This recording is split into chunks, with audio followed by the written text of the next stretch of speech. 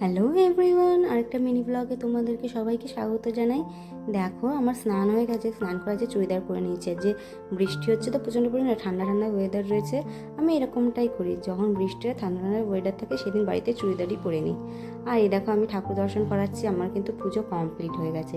পুজো complete হলে কী হবে, ওই যে ঠাকুর বাসন, পুজোর পরে যে ঠাকুর বাসন বেরিয়েছে সেইগুলো রয়ে গেছে, সেইগুলো আবার ধুতে হবে।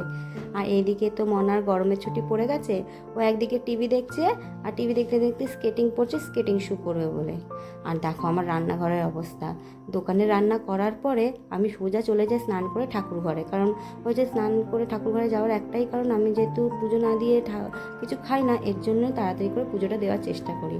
আর এদিকে দেখো গোবিন্দভোগ চাল দিয়ে আর সব ধরনের সবজি, গাজর, বিনস ফিনস দিয়ে একেবারে প্রেশারে চাপিয়ে দিয়েছিলাম।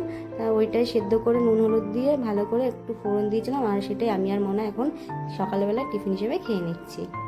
আমার খাওয়া হয়ে গেছে, এখন মনাকে খাইয়ে নিচ্ছি।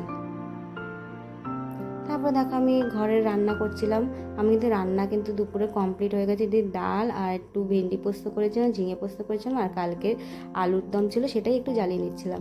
তারপর দুপুরে দেখো খাওয়া দাওয়া করে নিচ্ছিলাম সবাই মিলে। দেখো, তোমাদেরকে দেখেছিলাম না আমার রান্নাঘরটার কি অবস্থা। এখন দেখো পরিপাটি করে আমি একেবারে গুছিয়ে রেখে দিয়েছি।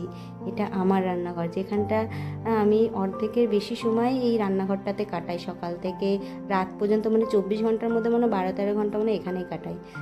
পরিপাটি করে গুছানো থাকলে কি হবে, ওই যে আবার একটু সারাশিরা বেরোনো রয়েছে, সেটা আবার গুছিয়ে রাখলাম। দাঁড়াও, এবার জানলাটা দিয়ে দিই, যেহেতু বৃষ্টি হচ্ছে, এখন একটু ঘুমাতে যাব।